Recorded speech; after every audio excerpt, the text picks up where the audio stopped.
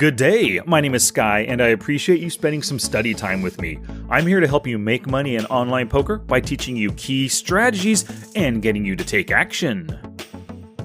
Boy, howdy, do we have a doozy today.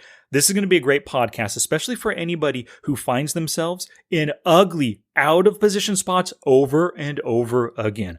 I am going to teach you that position is king in poker. You want to play to gain position as much as often against your opponent. And I'm going to give you all the strategies plus 3 example hands where I discuss how I utilized position against my opponents. Now, this video is, this podcast is also made in video form, presentation form, where you can actually see me going through those 3 example hands right there. So go to the show notes page for this episode, smartpokerstudy.com/pod452. When you go there, boom, you can watch the episode, but please continue listening because I do my best during the podcast itself. The audio portion, I explain everything that happens in those 3 hand examples and all the strategies you need to play in position more often. Okay, let's do this. Gambate! Everybody just stay calm. I can handle this, no problem. I know how to deal. License and registration, please. What seems to be the officer problem? Position is king! Let's get into it. So there are some advantages that come from having position. First is you can get more bread and butter. Now, bread and butter is a specific situation where you are the pre-flop raiser in position against 1 or 2 other opponents. And I've talked about bread and butter a ton in the past. There's a link in the description down below. But bread and butter spots are the most profitable, easiest to play, most fun spots you can get. And the more bread and butter that you get, the better. Now, another advantage, you have more information to work with. You get to see their actions, and if they do make an action like betting or raising, you get to see their bet size, and you can make some kind of a read on the potential strength of their hand based on that sizing. You also have more time to think. Common situation when you are in position, you raised on the button, they called in the big blind. As soon as that flop hits, they're going to take at least a few seconds to consider how their hand interacts with the board. They might even take a little bit longer, right? But the time that they think about their decision, that gives you that additional time. You can consider your opponent's ranges based on how they enter the pot pre-flop, how those ranges interact with the board. You have time to look at their HUD or think about their tendencies, open a pop-up, look at specific stats related to the situation that you're in right now. You even have time to take a look at your notes on the opponent. Maybe something that you've noted in the past will give you a good read on what to do right now. Position continues on the turn and river as well. When they're out of position on the flop and they check and they face your bet, oftentimes they think about, oh man, if I call right now, I'm just going to be out of position on the next street. If I check, he's probably going to bet again. If I call the turn, oh my gosh, I'm going to be out of position again on the river. So they're going to have a little bit more pressure to fold at some point, flops or turns, instead of allowing you to have that positional advantage and just bet street after street, putting that aggression, pressure on them. And speaking of aggression, hey, it works better when in position. Kind of going to that prior idea of they're going to be out of position turns and rivers too. Well, they have to consider that. And your aggression right now, they just don't know what you're going to do. If you check and then you bet, future streets, you can continue that aggression. We're going to see a pretty good example of this in just a little bit. Now, what are the best positions? You probably already know the answer, right? The hijack, the cutoff, and ultimately the button are the best positions. Now, you could say, Sky, the big blind gets to act last after everybody else makes their pre-flop action. And that's absolutely true. So pre-flop, if we just think about viewing actions, yes, the big blind has the best position. But now, getting back to that prior point, they have to contend with, if they decide to call somebody's open raise right now, they're going to be out of position flop, turn, and river. So while the big blind is a pretty decent position, you have a good read on everybody's ranges and what they've got going on pre-flop. Man, if you get involved, you are putting yourself out of position. All right, so how to play in position more often. First, you want to play most of your hands in the late positions. Like we already said, the hijack, the cutoff, and the button are the best spots. So this means that you're going to be open raising, isolation raising, which is raising over a limper, and you're going to be 3-betting at every positive EV opportunity in those best situations. So let me ask you a question. I don't know, you should know this or have a general idea. What is your VPIP by position? Generally, VPIP should increase by position all the way from the EP up through the button, like a steady increase. And VPIP is voluntarily put money in the pot for those who don't know. You should be putting more money into the pot, entering more hands as your position gets better. And your VPIP on the button should be the highest. If you take a look in Poker Tracker 4 at your VPIP by position and you see that the small blind and the big blind are both higher than the button, whoa, what's going on here? What you need to do is cut that down, fold more often out of those blinds, and actually commit chips in those better positions. Like I said, if your blind's VPIP is greater than cutoff and button, you're giving them position too often. You're just handing them bread and butter. Now, you want to look out for callers and three betters before you open raise or ISO raise in the EP, MP, and the cutoff. Now, that doesn't mean, right, like, let's imagine you have a hand like ace-jack suited in the hijack. Just because you have players who love calling on the cutoff and button, or maybe even potentially three-betting sometimes, that doesn't mean you shouldn't open raise. But the thing is, you want to think about the post-flop situation you may be getting yourself into. Go ahead, open raise out of the hijack with your ace-jack suited. Just realize that there's a good chance the cutoff or the button's going to be calling. So how are you going to approach the flop when out of position versus those players? There's a chance they're going to be three-betting as well, right? You look at those tendencies of theirs, you see a high three-bet percentage, especially when they're in the cutoff or the button. You've got a plan. Before you open raise with ace-jack, plan on what you're going to do versus their potential three-bet bluff. Plan ahead as often as possible. You don't want to just look down. In the hijack, it's folded to me. I got ace-jack suited. I open raise. No. Look to your left. Look at the cutoff, the button, the small blind, and the big blind, and try to gauge what you think their reaction to your action is going to be. And ultimately, I already mentioned it once, to play in position more often, you got to call less in the blinds. That means simply folding more often. Now, here's the thing. Before you call pre-flop out of the blinds, realize that you're putting yourself out of position. The cutoff player raised, you look down at whatever hand it is, and you think it's worthy of calling. Look back at the open raising opponent right there. What kind of player is he? What are his post-flop tendencies? If you call, you're going to put yourself out of position. So how does your opponent play post-flop when in position? Think about the tendencies, look at their HUD stats, gauge what kind of player they are. Start planning right now before you click that call. And also before three-betting, right? Because calling out of the blinds, that's one version or one mode of defense. Three-betting as well. If you do three-bet out of the blinds, let's imagine versus a cutoff open raiser, there's a chance he calls. So what is your post-flop plan in case he calls? Once again, you're going to be out of position. You have the opportunity to c-bet out of position. What are your opponent's tendencies versus c-bets? How does he play post-flop when he has position against his opponent?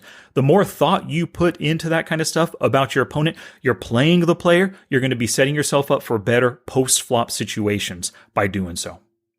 Alrighty, so let's get to some example hands right here. In this hand, this is where how position gives you more information to work with. Let's check it out. We are on the button with king, queen offsuit. It's a 5 tables dealt into a 6 max game. The first two players fold. We have our option to open raise. Remember, once again, you always want to look to your left to see what kind of players you got. We have a player in the small blind who calls 13%. They 3-bet 6% of the time. If we look at the pop-up, well, they've done some 3-bets out of the big blind and the cutoff. Nothing in the small blind just yet. Now, the big blind villain, 13-13 player, we only have 8 hands, but he looks tight aggressive. But look at that chip stack, 343 big blinds. He has 3.5 buy-ins right now. He could be the kind of player that's willing to splash around, throw some chips around in hopes of using his opponent's money to make even more money right here. So we do decide to open raise. We got a king-queen off on the button, after all.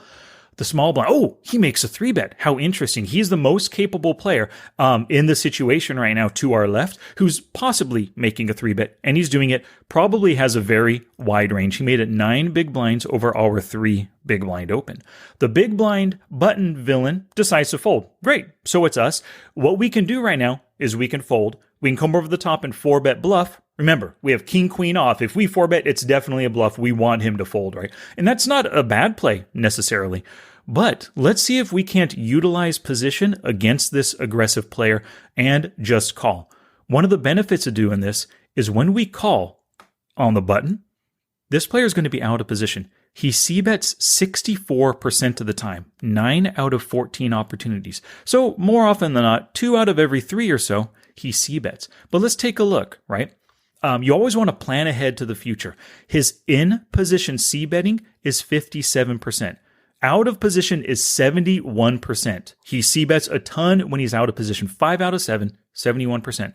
But on the turn, it drops down to 33%. A very turn-honest player. So right now, my plan, in case I don't hit anything on the flop, I'm going to call his flop c-bet, and then as soon as he checks the turn, boom, I'm going to bet a nice 2/3 pot or so to take it down. That's at least the initial plan right now, because he c-bets so often on flop, but he's honest on the turn.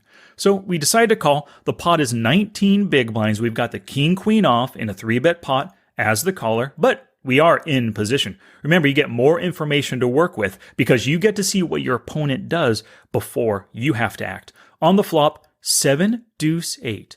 2 diamonds. We don't have any diamonds. What a shame. But 7, deuce, 8, 2 diamonds. He checks to us. Holy cow. This is perfect, right? We were going to call his flop bet and then bluff the turn. But here's the thing. Look at that board. 7, deuce, 8 with 2 diamond. Not wet at all. Pretty darn dry board for the most part. I mean, there's a flush draw possible and the 7, 8 are connected. But this guy 3-betting, he likely didn't hit anything that works with that 7 and the 8, right? But he decided to check to us. Now, what would our opponent do? Remember, we have extra time and more information to work with right here. He checked to us after that flop hit. What does that mean? Like, what's he doing this with? If he had pocket 10s and he 3-bet pre-flop, if he had pocket queens, wouldn't he c-bet right here? Wouldn't most players c-bet with an overpair on the 7, deuce, 8 because they don't want to see a free turn ace or a king to beat their overpair hand? Absolutely they would. This player's check is a total sign of weakness. So I go with a different plan instead right now, right? He checks, showing weakness. I decide to come out for a bet. I make it 12 big blinds into 19, putting really good pressure on him. And then boom, he folds and awards me the pot. I used all the information that I had available, his HUD stats, his tendencies, his position, the fact that he would have bet if he had an overpair on the 7, deuce, 8. Lovely little result for this hand. Now for our next hand example, we have ace, king offsuit and under the gun +1, 6 max table. This hand is a good example of having more time to think and how that can help you make specific post-flop plays to exploit your opponent. So under the gun player, 32/21 player, decides to open raise to 2.8 big blinds right here. If we take a look at his raise first in, now it's a small sample, right? But he's at 41% raising first in, 7 out of 17. He has a very wide range. Our ace king is well ahead of all the other aces, all the other king X, queen X, and we have good equity versus all those small and medium pocket pairs, and definitely against all the suited connectors and suited gappers that he's open raising here. So for this reason, I love making a 3-bet. He opened to 2.8. I'm 3-betting to 10 big blinds. Everyone ends up folding. Awesome. If he calls, we are going to be in position in a 3-bet pot as the pre-flop 3-better. We're going to have some bread and butter right here, potentially. And he does call. Awesome, right? Now the flop comes 7, 6 deuce rainbow, almost as dry as it can get, especially in a 3-bet pot. Our opponent checks to us. Now, of course he's going to check to us. It's a 3-bet. If he has an overpair, if he flopped a set of 7s right now, we could probably expect a check raise, right? But in the time that he took to think about his hand, I can do that exact same thing. I 3-bet pre-flop, he called. Now let me ask you a question. What kind of hands make up a 3-bet caller's range?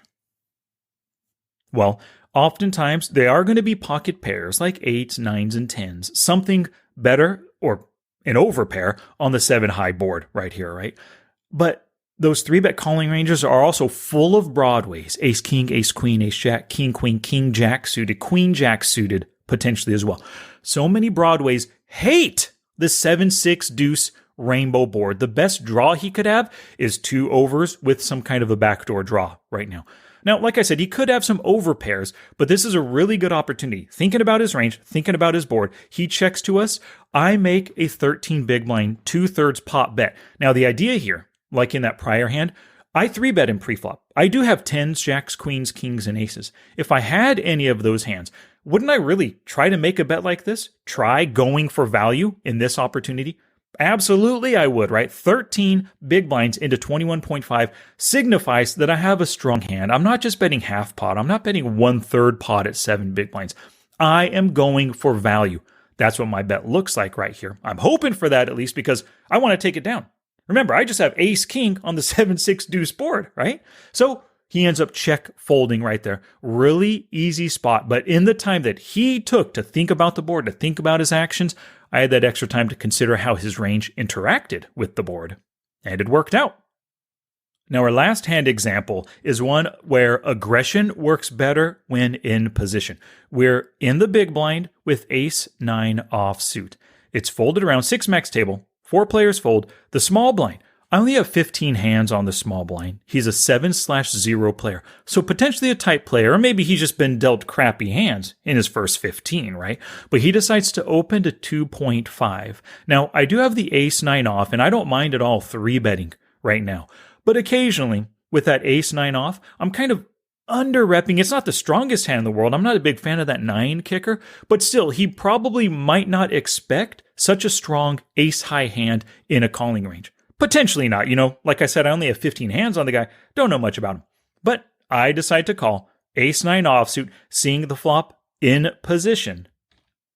The flop comes down 4-6 queen with 2 hearts, and I have the ace of hearts. So I have the nut flush backdoor, or nut backdoor flush draw, but also the nut flush blocker right now with this hand. This player comes out for just a half pot bet, 2.5 big blinds. He could be doing this with a really wide range. All those under pairs, right, that open raised out of the small blind, queen high board, he could be doing this with jacks, 10s, 9s, 8s, and 7s. Pocket 6s and 4s for a set can do it as well. Pocket queens as well. But he could be doing this with ace high bluffs, king high bluffs, jack high bluffs, 9-8 suited, 10-9 suited, things like that as well. The hands that I have equity against, but hands where he's potentially just bluffing. And because I am blocking the nut flush draw right now, I decide to raise. Now, it is kind of on the small side. He bet 2.5. I made it 6 big blinds. And the reason why is because I'm just kind of figuring if he has nothing at all, he's just going to fold right here. I don't think I need to risk too much to bluff this player off the hand. I figured most ace high, king high, jack high, 10 high hands can simply fold to this bet right here. But he decided to call. Now, keep in mind, I am using aggression in position. I went from pre-flop passivity, just calling in position, to now I am raising him in position. I'm trying to tell him I mean business. Hopefully he's picking up on that, but who knows? We'll see. So he called the 6 big blinds. The pot is 17 big blinds. We see the turn is a 6 of clubs. So the board is 4, 6, queen, 6 with 2 hearts still. He decides to check to me. So I'm thinking to myself, well, I raised him pre-flop. I could have had a set of 4s. I could have had a set of 6s. Now I got quads. I could have had ace-queen, top pair, top kicker. I'm going to keep repping that strong hand. I'm going to try to put maximum pressure against any weird ace-high, king-high kind of hands that continued, but especially against those pocket jacks, 10s, 9s, and 8s, something below that queen. What would I bet to get value out of those hands with my top pair, top kicker? If I had it, right? I only have ace-9. So I bet 11 big blinds into 17, sending the message that, hey, buddy, I raised you on the flop for value. I'm betting again. I'm trying to get all of your chips, or as many chips as I can. He check calls 11 big blinds. Now the pot is 39 big blinds. And the river comes a 5 of spades, making the complete board 4, 6, queen, 6, 5. No flush draw completed right there. 39 big blind pot. He checks again. Now, if we think about it, maybe he does have ace, king, ace, jack that didn't want to fold. He has those pocket pairs, jacks, 10s, 9s, and 8s that are all ahead of my ace, 9 right now. I've got to get him to fold. And quite often against a tight player like this, remember at the beginning, 15 hands, 7/0. Tight players hate calling 3 streets with an underpair. They truly do. So I'm going to try to use that against him. I'm going to use my 15 hand read on this player, right? He seems like a tight player. He got passive and check called flop, check called, or bet called flop, check called turn. This is my opportunity to bet into him. This is my opportunity to triple barrel bluff him with maximum pressure. I made it 25 into 39. Kind of imagining what would I bet here with a set of fours that turned into a full house, ace, queen, that kind of thing. Like, what would I bet for value? 25 into 39 definitely feels like a strong bet. And he check folds and awards me that pot right there, 39 big blind pot with my triple barreling aggression. And that position really helped me pull the trigger on these plays. So position starts with table and seat selection. The basic idea here is that you want position versus tough opponents. When you do that, you help yourself avoid those difficult spots, right? With position on the loose aggressive players, you're not going to be the one facing their 3-bets or in position aggression nearly as often, right? You can be the one pressuring them with 3-bets. And in poker, you don't want to be the one making it easy for your opponents to use aggression against you. You want to be in position using aggression against them. Make their life at the table miserable. Don't allow them to make your life miserable by keeping those loose aggressive players on your left. And also, when they get aggressive post-flop, you have more information because they're on your right. They open-raised, you called, just like that prior hand, right, with the ace-9 offsuit. Boom! We get now extra time and extra information to work with to exploit those opponents, those loose, aggressive, capable, tough opponents.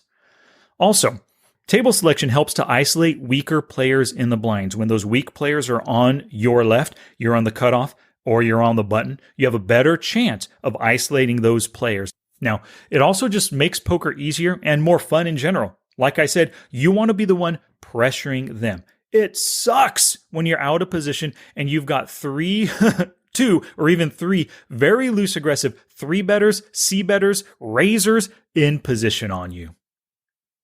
Now, let's take a look at these two tables. This first table right here, you see Hero up there in seat 1. Seat 2, directly to his left, is a 21/9 player. Fishy player. He folds to steals a ton as well. We love seeing that kind of stuff right there. He doesn't 3-bet, only 2%. The next player to his left, 35/15. Another fishy player. He doesn't steal that often, but you can imagine when Hero is on the button, this player that doesn't like to fold to steals is in the big blind. What a great bread and butter opponent to be facing. Now let's take a look at this other table. These are actually the same two tables with the same players. I just moved the HUD stats around on it. Over here, we've got a player on our direct left who's a 28-21, 3-bets at 6%. Tough player to be against, out of position. Every time we open raise, we have to be concerned with him 3-betting against us. Now, the other player directly to his left, 2 to our left, holy cow! He's a 32/25 player. He 3-bets at 12%. Another player with position on us that's capable of utilizing that aggression. Now that first player, Villain65 to our direct left, he c-bets the flop a ton at 78%. He's honest on the turn, so there are some ways that we can use his position, use his aggression, use his turn honesty against him. But just in general, man, we don't want this kind of player making life difficult on us. The second player, 2 to our left, he c-bets 63% flop, 75% turn. He loves to double barrel. If we open raise and he 3-bets and we call and he's in position, maybe on the button, we can expect 2 or 3 streets of betting. He's going to make our life pretty tough, assuming we don't hit something very good on that flop. So here is your sticky note, the 2 bits of information that you need to take with you into the future. Write this down, attach it to your monitor. Position is king. Strive to play in position as much as possible. And have position on the tough players, those winning players and the loose aggressive ones at your table. Now I want you to take action. I want you to play for position for 5 sessions, your very next 5 sessions, maybe 1 per day, however you do this kind of stuff, right? But play for position. You want to be aware of your position with every hand pre-flop and on every street. You want to be in position post-flop, and if you're out of position, you want to try to avoid those, at least for these 5 sessions right here. choose seats and choose tables without lags or winners on your left, especially those 2 players to your direct left. And just strive to play as many hands as possible in position. You can even whip out a tick sheet and just record how many flops you see in position versus how many out of position flops you see. And then when you do have position against your opponents and you're going post-flop, utilize that position against your opponents on every single street. And good luck to ya!